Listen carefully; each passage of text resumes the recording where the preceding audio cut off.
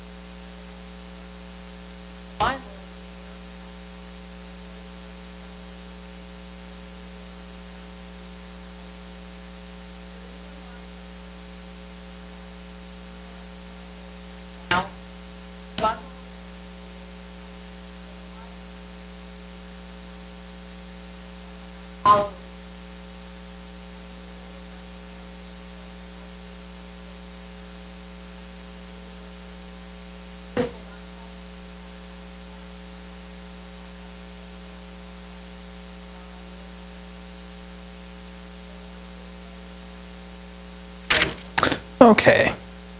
All right, so here we see a couple things. Nabal made a remark back in verse 10. Who is David? Who is the son of Jesse? There are many servants today who are each breaking away from his master. In verse 10. Well, what do we notice about Nabal?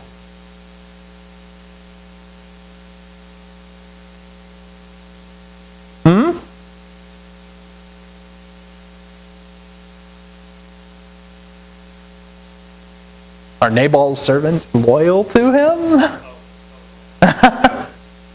No, there are many servants breaking away from their masters. It's supposed to be a slap at David. David's just another rogue slave who's run away from his master.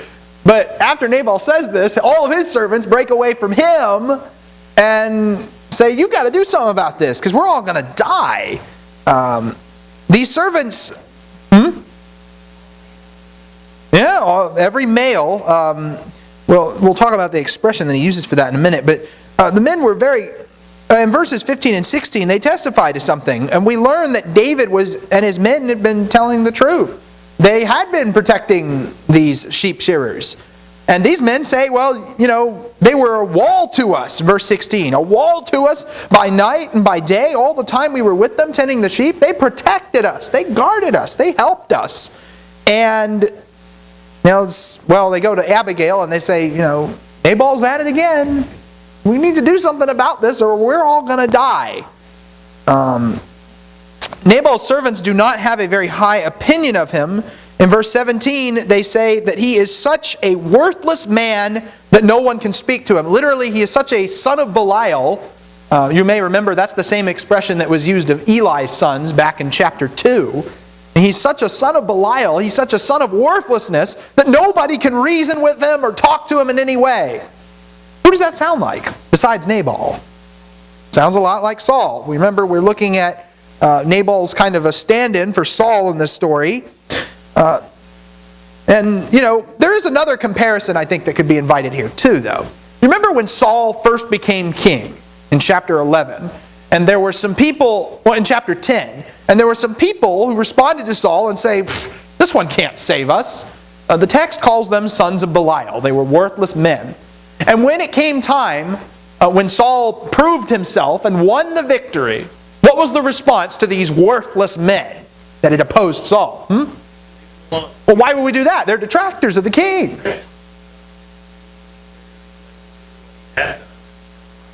Well, yeah. Or, no one will be, what he says is, no one will be put to death today because the Lord has accomplished a great victory in Israel. Saul shows mercy towards his detractors and towards his son, these worthless men that don't like him very much. David is faced with a very similar situation right now, and David is about to handle it worse than Saul would have. That's something to watch out for. And, so it kind of reminds us of a comparison. Now, Saul has definitely fallen pretty far since that event, I'd say. He's killed the priests of Nob because he suspected them of helping David unwittingly. But David is we're kind of getting a glimpse into how David could fall if he's not careful. Now, Abigail, she gets a large contingent of gifts together, which I think shows us something about what Nabal had on hand. He had quite a bit. I think he had food and bread and resources to spare. So much so that he doesn't actually notice it's missing until his wife tells him and points it out to him later. And she does not inform her husband. In verse 19, she waits until later to do that. And, it's a good chance he would have tried to stop her. And the servant said, no one can speak to him. She goes and she meets David, and right before she starts talking, the reader is reminded once again that David has made this vow that I've guarded all that this man has in the wilderness so that nothing is missed of all that he belonged to him. May God do so to, the Masoretic text inserted the word enemies in here, may God do so to David and more also if by warning I leave as much as one male of any who belongs to him. David isn't making a very good vow here. Literally, the expression for males is the expression in Hebrew literally is someone who pees against the wall, which is kind of a vulgar sounding expression. But there is a little concept play going on here, because in verse 16, Nabal's servants were the ones that were saying, he was a wall to us by day, he protected us. And this is what Nabal has done in response. Well, I'm going to kill off these men who peed against the wall. And the result of that, of course, is that David has made this foolish vow to destroy these men. Now, Abigail gives this speech in verses 23 through 31. This is the longest speech in the Bible that is given by a woman. Yes, there you go, right? This is the longest speech in the Bible that's given by a woman, and in many ways, there's certain speeches in the Bible that are the key to any story. Like, Genesis 44, Judah gives a speech that I think is the key to the Joseph story. I think this speech is the key to this section of the book in many ways. Because what does she have to say to David here? My husband's a major jerk. Forgive me. That's interesting that she takes the blame for his bad behavior. Now, she didn't do anything wrong, but she does take the blame for his behavior. It's a kind of a way of disarming David. Daniel does a similar thing in Daniel 9 when he prays to God for forgiveness on behalf of the people of Israel.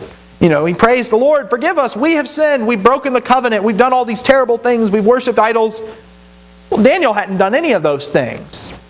But Daniel still lumps himself in because there's a sense of community responsibility that he feels. And so it's a way of entreating for forgiveness. That's sort of what Abigail's doing to David here. She distances herself. So while she lumps herself in with Nabal, though, in verse 25, she also distances herself from Nabal. She makes a little pun on his name, calling him fool. And she offers David a gift. She calls down judgment on David's enemies in verses 26 and 29. And in the immediate context, what can that apply to? She calls down judgment on all the enemies of David.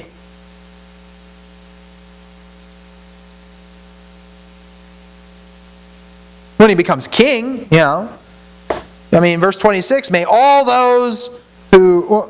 May the Lord since the Lord has restrained you from shedding blood and from avenging yourself by your own hand, let your enemies and those who seek evil against my Lord be as Nabal.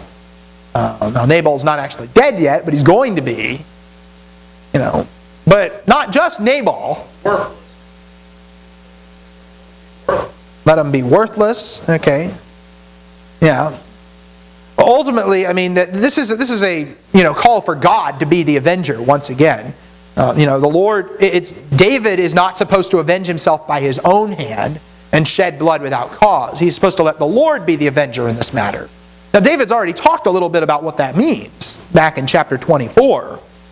David would not kill Saul. Even though Saul's been hunting him and trying to kill him, David refused to stretch out his hand against the Lord's anointed. And in chapter 26, David is going to do the same thing. But right here in the middle of those two stories, in chapter 25, David almost does something regrettable. He almost avenges himself by his own hand instead of letting the Lord take care of it.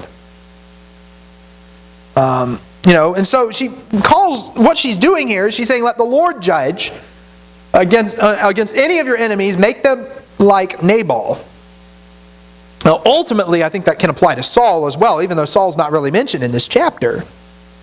But there's something else that Abigail says that I think is crucial to the whole story about David.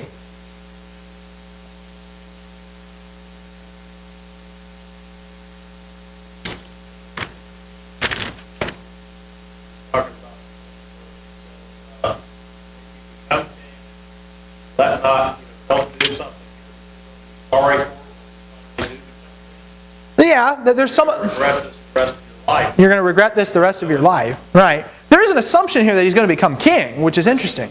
Even the way she says that, she kind of thinks responsibility for him doing that.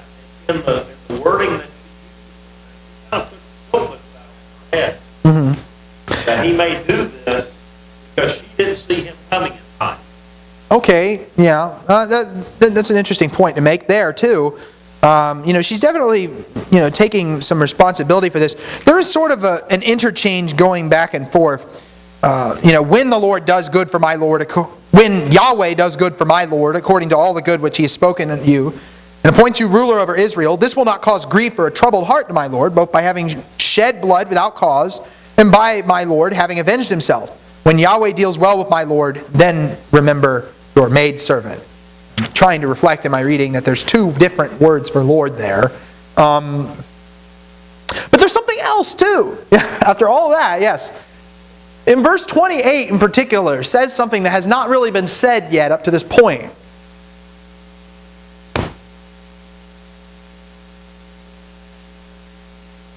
Well, she's kind of already said some of that, on me be the blame in verse 24. Asking for forgiveness is key to this speech. Yeah.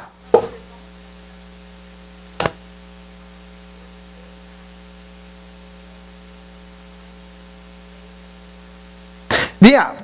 This is the first time in the Bible that it is mentioned that David will have an enduring house. The first time that it's mentioned, and it's in this speech by Abigail. Now, normally, when we're talking about the enduring house that David gets, the attention usually goes to 2 Samuel chapter 7, where David says, I want to build a house for the Lord. I don't want the ark to dwell in a tent. And Nathan the prophet comes to him with a message that you're not going to build a house for me, I'm going to build a house for you. And it's going to be an enduring house, and your son who comes after you will build my house. Abigail's words are prophetic here. She speaks of that promise before Nathan does. So much, and this is so remarkable. The rabbis actually, believe she was one of the 7 women in the Old Testament who had the Spirit. But she speaks of this enduring house that God's going to build for David before anybody else does. That's one thing I think is really important about her speech. Anyhow, I think that there's lots of good points we can make out of this. This speech is a rhetorical masterpiece. Anybody else have anything they want to add? Or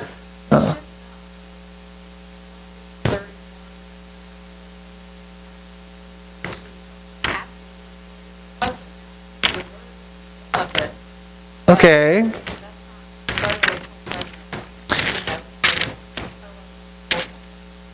Right. There's definitely this issue here, because her husband's not a respected man, as per Proverbs 31. She does save his life, at least for 10 days, in doing this. But, herein we have an instance where we have a very, very wicked man, and this is the best his wife can do in terms of blessing him, I guess, is preventing him from getting killed for an extra 10 days.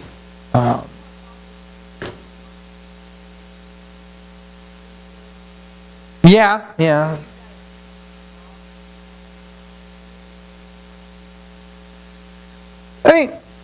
It's interesting that Proverbs 31 came up. The question is asked, an excellent wife who can find, her worth is far above jewels, the heart of her husband trusts in her, and he will have no lack of gain. She does him good and not evil all the days of her life. Now, she does kind of berate her husband here, but does she do him good in this particular instance? David's going to kill him. Yeah, there's some, now, that is an interesting question, because on the one hand, he's a fool. On the other hand, she did prevent him from getting killed in this scene anyway. It's almost a little bit like Paul was saying, Aaron the rod hated his son. Loves him. But, she's kind of chastening her husband, but saving his life. She's really working a masterful. This is a masterful. Right, yeah. And so, it's interesting, I think these are good questions to be asking, though. It's because that has come up quite a bit. Does Abigail go too far in what she says? let me put it this way. No. You've been captured by the Taliban, or whatever they are. They're about to cut your head off. And there stands your wife. She starts talking about what a worthless dog you are. You really don't cut it now, because nobody cares anything about him. Yeah, he might be a white American, but so what? You're not going to do any good by cutting his head off because he's a worthless dog. And she saves your life. Are you going to thank her? That's an interesting scenario. I think so. That is an interesting hypothetical what-if scenario. She doesn't lie, that's true. She's truthful. That's true. It's not just... That's true. It's not just Nabal who's on the line here. It's every man in his house is in danger. Right? I mean, it's these servants who are in danger even. And, so there's kind of a whole community of people that do need to be addressed and rescued in this particular instance.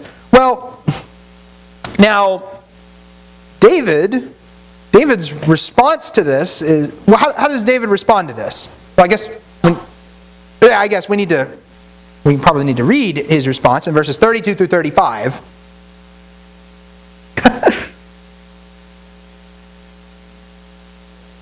Yes, I do.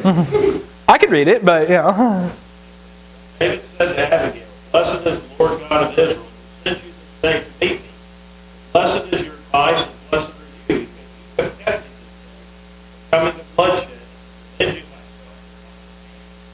For indeed, as the Lord God of Israel lives, who has kept me back from hurting you, unless you had hurried and come to me, surely by morning light no male would have left." So David received from brought him. Go up in peace to your house. See, I have heeded your voice.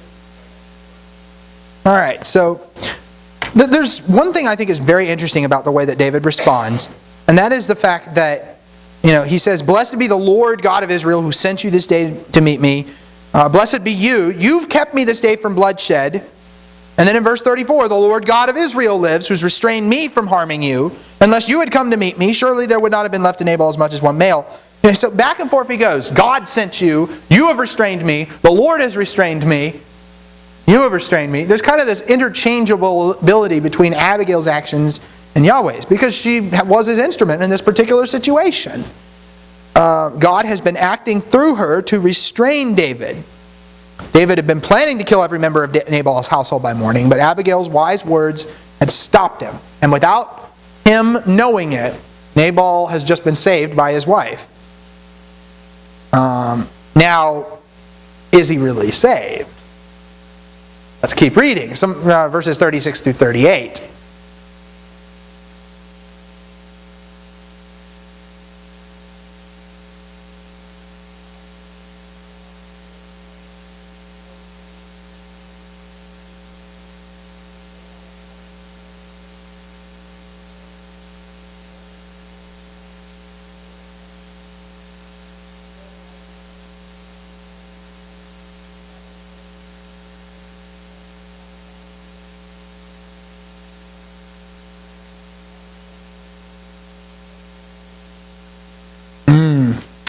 Okay, so Nabal is busy feasting like a king. You remember that whole speech he gave to David about how I can't give you any of my provisions? Why not? Well, that's not what he said. Go back and look. What did he say he was going to use it for? Yeah, he said, he says, I've got this food for my servants and my shearers. I'm not going to give it to you. I'm not going to take it from them. Of course, we come to Nabal. He's not feeding his servants. He's feeding himself. He's eating like a king. Another way, I guess, in which, it's another way in which he kind of is standing in for Saul. He's trying to be like Saul and be like the king. Well, the response to that, of course, his heart is, there's a wordplay going on here. In verse 36, his heart is merry with wine because he's very drunk. In verse 37, his heart dies within him. And in verse 38, we learn that 10 days later, God strikes Nabal and he dies. This is one of the few times in the Old Testament that an individual is actually singled out, and it just says that God killed them outright. There's only a few people in the Bible that have that said about them. Saul has it said about him in 1 Chronicles 10. Jeroboam has it said about him, and Jehoram, who's also has that said about him. But there's a lesson for David here, and what is that lesson? Vengeance is mine, I will repay. That'll be relevant in the next chapter. Now, can I get a volunteer to finish the chapter in verses 39 through 44?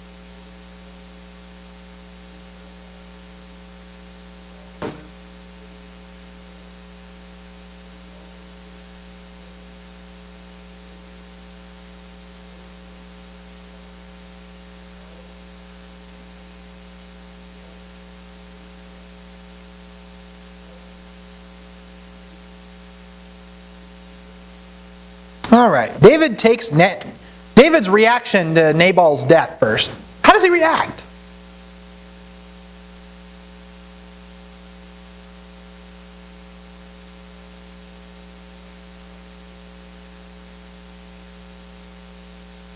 Blessed be the Lord. It's Nabal's evil doing has come back on himself.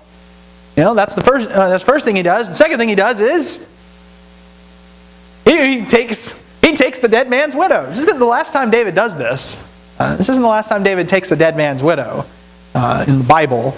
Well, case. Okay. David might her favor. Might have been good by her. Without a husband, pretty much inheritance did not really pass to the wife, it passed to the son. We don't read anything about Nabal having or anything. And so without a husband, he might have lost everything that Nabal had. It might have gone to some other family member.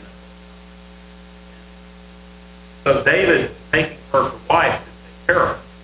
Yeah. I mean, and I'm not going to disparage what he does here necessarily. But I do think that there's an interesting comparison that gets invited with a much later story that's coming up. Because, later on, David sees a woman, he likes her, he takes her for himself, but the problem is she's married. So he makes arrangements to have her husband killed. That's in 2 Samuel 11 in the case of Uriah the Hittite.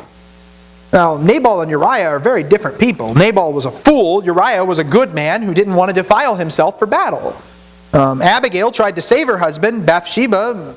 Well, either she did not or she could not. There's a number of questions about that. David was restrained from killing Nabal, but not from killing Uriah. And what went right with Nabal goes wrong with Uriah the Hittite. So in the instance, we have kind of a proleptic glimpse, or ominous foreshadowing, if you will, as to what could happen in the future, what will happen in the future. David is not a perfect man. He is capable of sin. He is also capable of listening to reason, which is what sets him apart from Saul. And you just wonder, what if there had been someone there in 2 Samuel 11 to reason with him, to say, well, wait a second, don't do this, don't shed blood without cause. You wonder about that. Anyhow, you get this picture of what could have been. Now, Abigail is actually David's third wife. He's already taken Ahinoam and Michal, although Michal is now with another man. There is one interesting coincidence. Ahinoam is actually the name of Saul's wife as well in 1 Samuel 14:5. Some people speculate that they're the same woman. I don't really buy it. I find it hard to believe that David could make off with Saul's wife but not his own. That's just one of those things I don't think could have happened very easily. Possibility. Just struck me. Okay. Bible stories are not chronological. It could have been that after Saul's death, David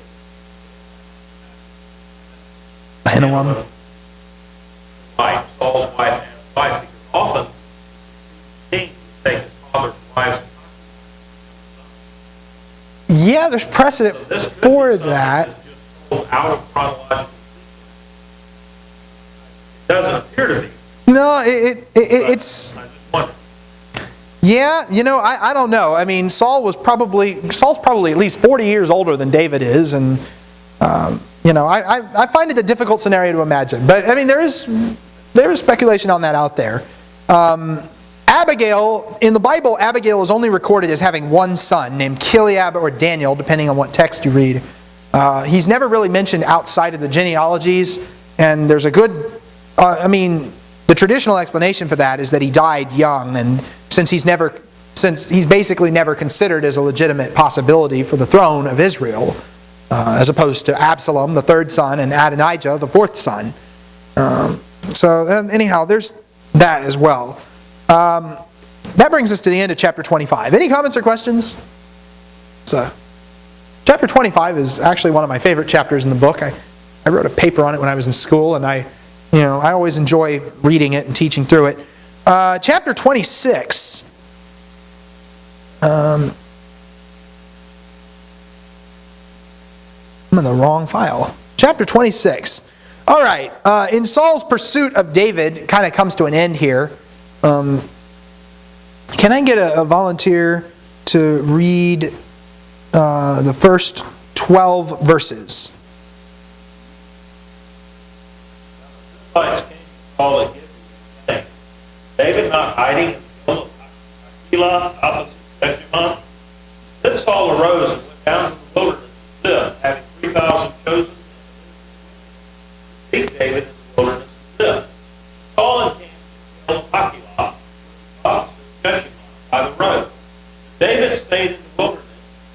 Saul came after him in the wilderness. David therefore sent out spies and so David arose and came to the place where Saul had encamped. David saw the place where Saul lay. And Abner, the son of Ner, the commander of his army, now Saul lay within the camp around him. David answered and said to Ahimelech the Hittite, and to Abishai, the son of Zeruiah, brother of Joab, saying, Who will go down with me to Saul at the camp? And Abishai said, I will go down with you. So David and Abishai came to the people by night. There Saul lay sleeping with a spear stuck in the ground by his head, and after him the people lay all around him. Then Abishai said to David, God has delivered your enemy into your hand today. Now therefore, let me strike it right through the earth, and I will not have to said to Abishai, do not destroy him. Look and stretch out. David said furthermore, the Lord lives, the Lord shall his day shall come to go out of the battle and perish. The Lord forbid that I should but please take down the water and apply his head. So David took the spear and the jug of water by Saul's head, and they got away, and no man saw or knew it or awoke. They were all asleep. All of them. All right. There's a lot of familiar stuff in this chapter. For starters, the opening verse, the Ziphites come to Saul at Gibeah. Have we seen this before?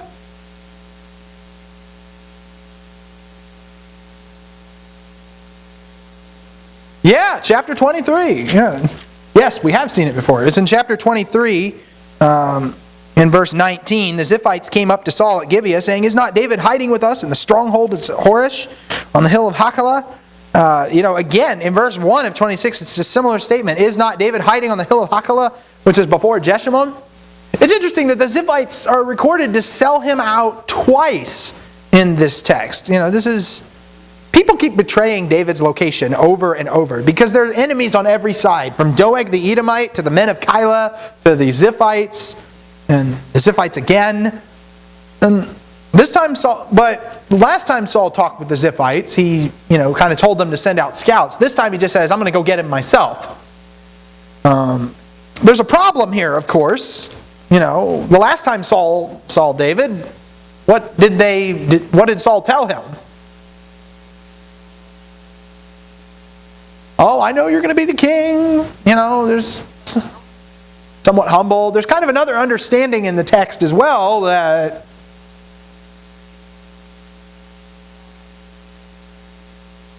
Saul's not going to do this anymore? You mean what he's about to do right now? Okay, I'm going to stop hunting you, until next week when the Ziphites tell me where you are again. There's the problem right there. Saul's doing the same thing all over again.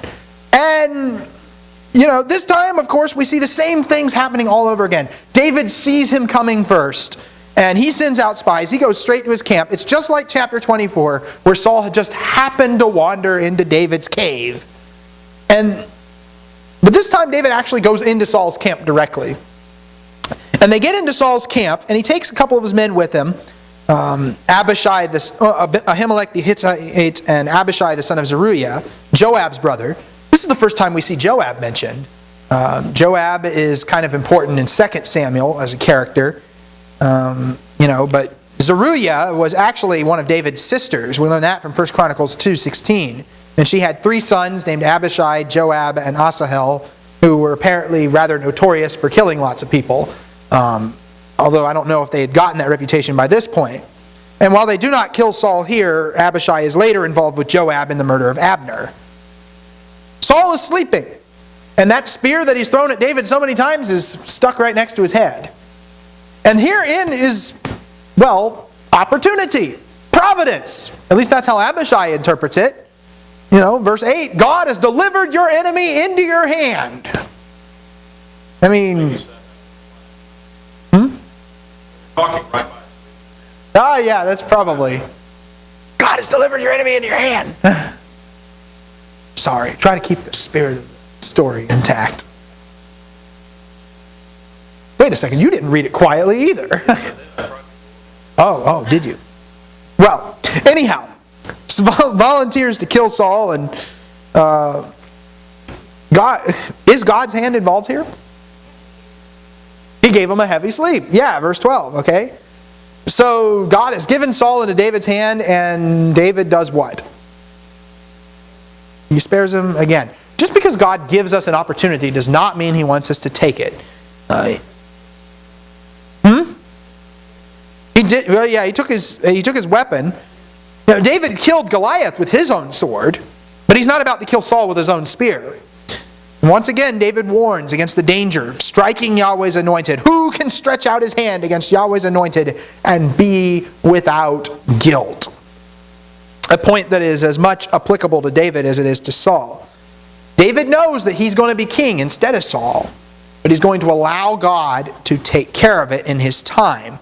In verses 10 and 11, coming on the heels of the Nabal and Abigail story, what do we think of verses 10 and 11?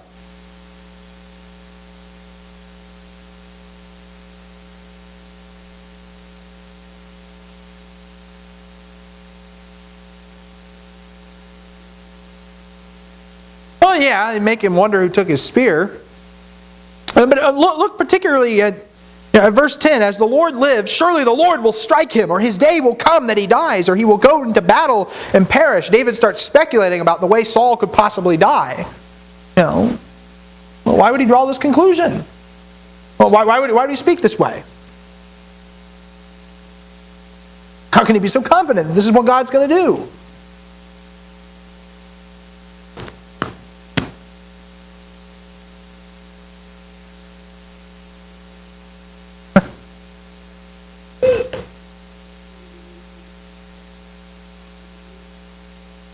Am I not phrasing the question well?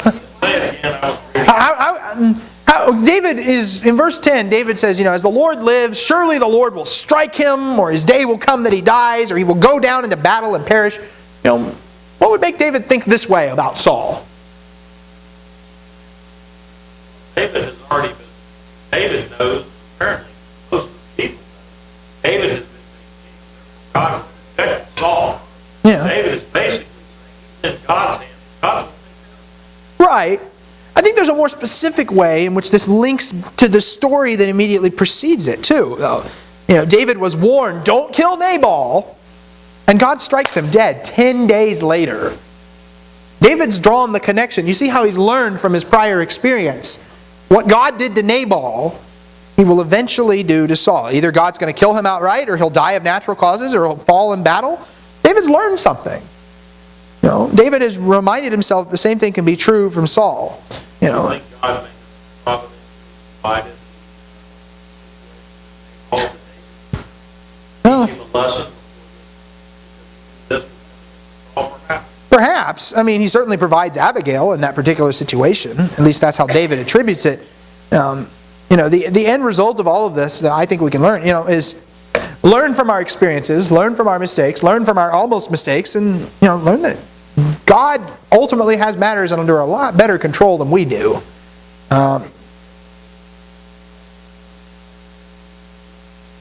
David's determined.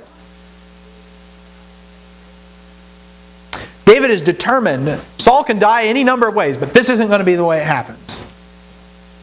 So we'll pick up again in chapter 26 and hopefully finish that out, get into chapter 27 next time. Thank you.